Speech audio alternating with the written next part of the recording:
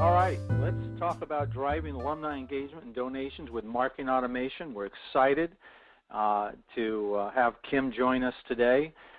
Kim began working at Pacesetter in 2007 after earning her bachelor's degree. She actually launched Pacesetter's cross-channel marketing division, and limited experience in the printing world, which has helped in the sales process because you'll see the innovation that she and her team have brought. So, Kim, welcome back. Thank you so much. I'm excited to be here. Well, thanks for your help, and let's talk a little bit about Pacesetters. All right, fantastic. Pacesetter was actually founded in 1986 by my grandfather. We're a family-owned company, and we really started transitioning into the solution sales in the early 2000s. So before I came on board, Pacesetter as a company recognized that cross-channel marketing, online solutions was really the way to go. And the initial focus, and what we're focusing on even today, was in the manufacturing, healthcare, and higher education verticals. So those were the three areas that we really focused our time on. And when I came on board in 2007 is when we really hit the ground running with the cross-channel marketing. So as a company, it took us a few years to kind of get our ducks in a row and figure out how we were going to make this happen. And when I came on board with a marketing degree with very little print background, in fact, I joke all the time, I didn't know what 4/4 meant or bleeds or different paper stock. I just knew that we needed to get the objective met, whatever channel that meant, and I was able to hit the ground running. And one of my focuses was in higher education, and I had all throughout college thought I wanted to work for a college or university, and decided after I graduated that I didn't want to be stuck working with the same school, and the opportunity at Pacesetter opened itself to me, and so I took it and decided what better way to work in my love for higher education than to grow a marketing company around that. So one of the customers that we work with, and we've been working with for 3 years now, is St. Francis University. And they are a small liberal arts school located in western PA. And their fundraising program, their phone-a-thon program, has been fairly successful. But one of the things that they really needed help with was integrating different technology. So using email, using personalized landing pages. How do we add relevant variable data to our direct mail pieces? And that's where Pacesetter came on board, and we said we have the answer to that, and we can absolutely help you grow your donations by using some other channels. So last year in the campaign that I'm going to be talking about, they had 3 objectives. The first, they're young alums, and I think almost every institution you talk to is going to say our hardest group of alums to get to make a gift are our young alums or our millennials. And so we have to be creative with what we do with them. So that was the first objective. How do we create a fun, relevant experience that's ultimately going to get them to make a gift? The other objective was to increase participation on their social media sites. They mainly wanted to focus on Twitter and Facebook. How do we as an institution get people to follow us on Facebook and Twitter and engage with us? And the third objective, obviously, we're working with a development office. They wanted more money. So how do we get more donations from our alumni? So those are the 3 objectives. Okay. So the target audience, they have about 10,000 alums that we were going after. And I get the question all the time, what's the average list size that you work with? And truthfully, it ranges. It can be 5,000 to 50,000 to 150,000. It really depends on the institution. It depends on what segments we're working with, how big the school is, so it really ranges. So when you look at these numbers from a print perspective or from an overall marketing perspective, there's a ton of opportunity, which is another perk to working with colleges and universities. Next slide. So our strategy, what we decided to do, and I'll talk a lot about this, we typically, when we work with colleges and universities, we develop year-long campaigns that have multiple themes and multiple strategies, and the reason for that is because it takes more than just one channel to make a fundraising campaign work. There's lots of moving parts, there's lots of things involved, and we have to make sure that we give ourselves enough time to be able to execute all of those effectively. So what we did was we had several different areas that we focused on. We had social media contests that I'll talk about. We had some video updates. We're doing a ton of video work integrating with our personalized landing pages, which I'll talk about, that are becoming very, very successful. We sent out e-cards around the holidays, and I'll show you an example of one of those. And we're also getting really involved in Giving Tuesday, which is something that has only been around, I think 2 years. I think this might be the third year it's around, but that's something very new that we're integrating as well. So let's start off by, I believe we'll be talking about our video update. So what did we do? How did we integrate video into this fundraising campaign? What we did was we spent some time at the university filming students, filming faculty and staff, asking them why are alumni gifts so important? What is the impact that it's making on the institution? And we developed relevant videos based upon who the recipient was. So, young alums received a specific version. Those that graduated in the 1950s and 60s received a specific version if they were in a reunion year. So we tried to really make the message relevant to the person who was seeing it. And all of that was sent through an email. So their email took them to their personalized landing page where they were able to view this personalized video to them. And what's interesting, and we've been seeing such a lift in our response rate when we started to use these video components, but you can increase your lift by as much as 112% just by integrating a video. And these don't have to be crazy. We're not a professional video company. We have some equipment, we have some staff who specialize in it, but it's not like, we're out shooting commercials, all the time. So it doesn't have to be anything crazy. It just needs to be effective. So moving on to the next piece. Yep. Maybe. Which I believe is a social media contest. Solicitation email. Oh, there we go. Okay, so the solicitation email, this is just kind of outlining for you what it looked like. So how are we using the variable elements? One of the questions I get frequently from peers in the industry is how do we know when we're segmenting enough? How do we know when we're including enough variables without overkill? And I will tell you, one of the mistakes that we as a company made initially was when I found out as a marketing person that I could be sending emails and direct mail pieces with relevant content and I could basically use whatever I wanted.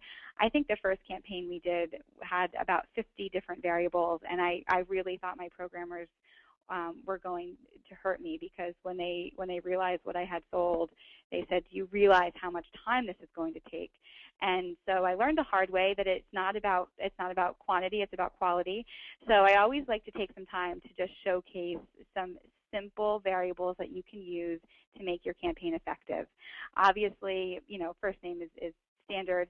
I focus for higher education, their area of study. So, if they were in the School of Sciences or School of Business, we always make sure that we mention that, and we focus some content. So in the right-hand box, we focus specifically on what they went to school for, because that's something that they'll have an instant connection to. And then obviously their personalized URLs, when they get to that landing page, it's going to be all about them. And last year we decided that we wanted to make their microsite look like a mobile app, because it's been the big trend, everyone's going mobile. So we said, what better way than to make their personalized URL look like an app? And the cool thing about the Studio platform is you can leave this up all year and make changes to it on the fly without having to take it down, which when I talked to the folks at Mindfire and they were explaining this to me about how the Studio platform worked, I became immediately thrilled, because I could leave this up all year, make changes as we were, as the year went on, and I didn't have to worry about taking the site down, which was fantastic. But what we were able to do, we did several things. So all of these little boxes that you see that look like apps on your smartphone, those were all customized based on the person who was going there.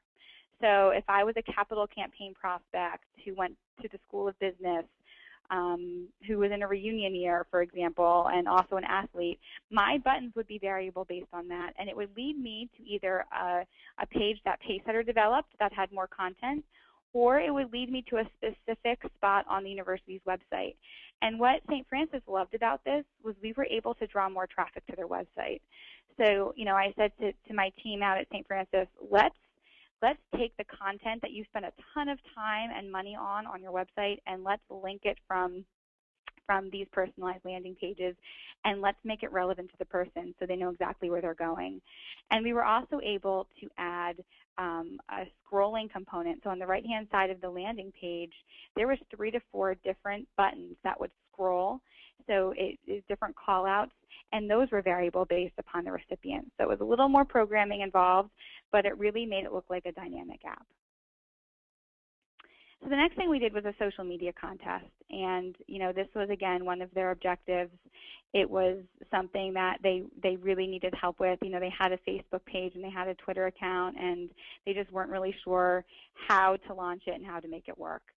So we decided to launch a Where Are You Now campaign for young alumni, utilizing hashtags, Twitter, Facebook, and there was a few objectives here. Obviously, we wanted to get as many of them involved in following them on these channels as possible.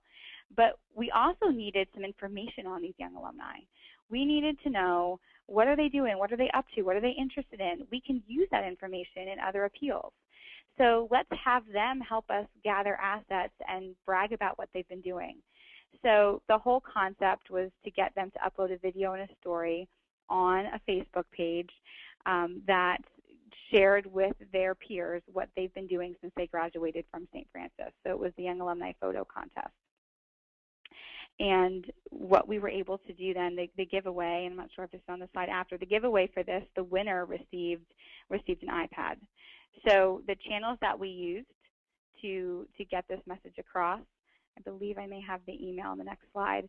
It was a solicitation email. So we basically said, look, we are launching this Where Are You Now campaign. We need to get as many of you involved as possible. Click here, upload your photo, tell us what you've been doing, and you can enter. The winner receives an iPad, and they had until, I think, October 8th to do this. And the rules were, you had to like their Facebook page, you had to follow them on Twitter, you had to use the hashtag SFUYA, and you had to upload your photo and your story. So we accomplished all of our objectives. They liked them on Facebook, so they grew their Facebook following. They followed them on Twitter, so they grew their Twitter following. They were using the hashtag, so we could easily track what activity, who was talking about it, who was sharing posts, who was sharing photos, and we were able to gather some assets that we needed. Throughout the campaign, we had to send some reminders. We had to let them know, time is running out. Here are the instructions. It's so easy. Please participate. We had class agents who were posting things on their Facebook page and their Twitter accounts, encouraging their peers from SFU to participate and to upload photos and upload stories. And everyone got really involved and really loved it. The president gave away the iPad at an event that they had. It was just such a fantastic time. I was just out there this week focusing on this year's campaign, and it was so well received that it's something that we're doing again this year. So, totally creative, not really a strong fundraising approach, but it really helped to get them engaged. And this is an example of what their personalized URL looks like. So as you can see, everything is branded for the young alum. And that's something else that I tell a lot of people that I work with. You want to make sure that the brand is consistent and it goes across all channels. So whether it's direct mail, email, personalized URLs, you don't need to have the 50 variables that I had when I first started doing this, because I thought that's what was going to give me the most lift. It's about using the best segments and making the brand very consistent and getting that message across. One of the last pieces that I want to talk about today would be the Giving Tuesday campaign.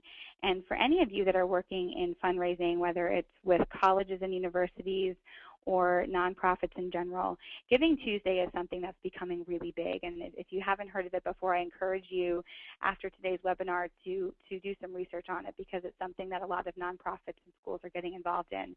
But we launched a Giving Tuesday campaign, and we used direct mail and email. Those were our primary channels.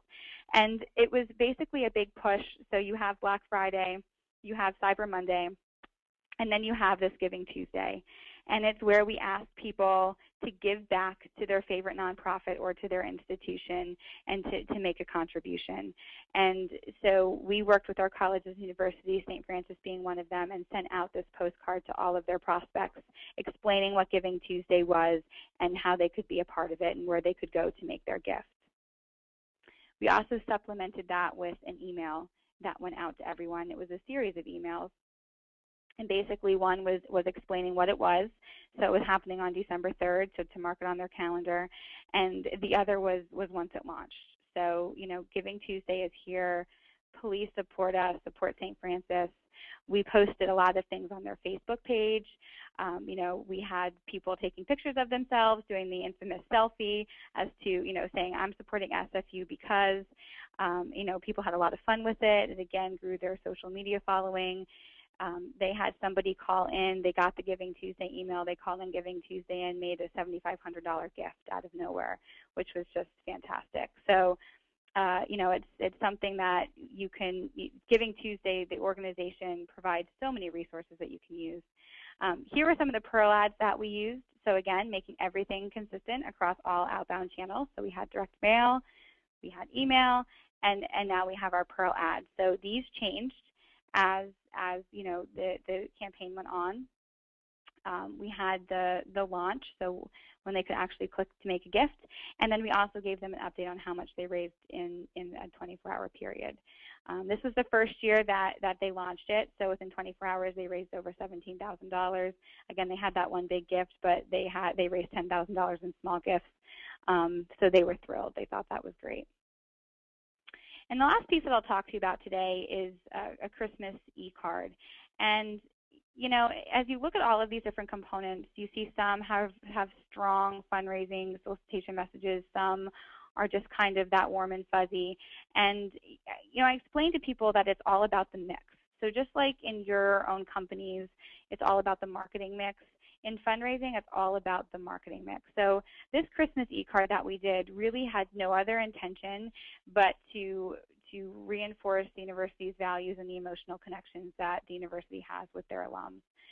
There was no solicitation message. There was no, make a gift button anywhere.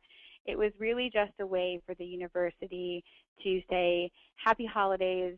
Thank you so much for your support. We are so proud that you're a member of the St. Francis community. And, please hear a special message from our president and take a look at some images and some video of St. Francis in all of its Christmas splendor. And these types of e-cards, they had so many people respond saying, this is so wonderful, I'm making another gift to St. Francis. And so it works as a fundraising approach even when it's not intended to. So it's really all about getting the mix right. And I talk about that a lot, I harp on that a lot, but it's because it's what's effective. So, as you can see here, there's an example of all sorts of channels, from direct mail to email to social media to the personalized URLs. They do a lot with their calling program that's integrated into what we do based on email activity and Pearl activity. It's really just one big package. And so when you sit down with these colleges and universities and you put together these programs, you want to look at the big picture. So outside of just the direct mail and the Pearl and the email, what other things can you do to get your prospects engaged? So let's take a look at some of the results. What was SFU able to do last year? They had a 28% increase in their email engagement over the national average. So when you look at what the national average is for colleges and universities in regards to email engagement, SFU was 28% above that, which is fantastic. They had minimal opt-outs. That's a question I get all the time. You're sending a lot of email communication. How many people are opting out? I could literally count on one hand of the 10,000 people that we were going after. I could literally count on one hand the number of people that have opted out, which means that our message is working and they want to be communicated to. They had a 4% increase in their donations, which may not sound like a lot to you, but when you're working in the fundraising world and you're up against so many other nonprofits and so many other organizations, any sort of increase is just music to their ears. They also had a 9.4% increase in their pledges from their calling program. And you may be wondering, okay, you didn't really handle their calling program. Why is that significant? And here's why. This, as I said, fundraising is all about the process. It's all about all of the moving parts. And so when you have a strong email program and you're getting the right content to them on their personalized microsites, and their direct mail pieces are speaking to them, when that student caller picks up the phone and calls them and asks for a pledge or asks for a gift, they're going to be more apt to make that donation. So, even though you may not be directly responsible for a calling program, it's always something that you want to talk to them about. You want to make sure that what you're doing complements everything else. And from when they started working with us, they saw almost a 10% increase in their pledges, which is fantastic. They also raised $40,000 more in their gifts received online. And a lot of schools that you're going to talk to are going to say, we need to grow our online giving program because it's less manual work, it's quicker, they don't have to take as much time to process the gifts. So, they were thrilled to see that. They had just launched a new online giving forum last year, so we weren't sure what to expect because everything was so new, but they increased their total gifts online by $40,000. Fantastic. That's just such a wonderful program from all the elements, Kim, as well as, the fact that you're running an annual program with all those unique touches just reinforces the messaging for the entire year. So, nice job.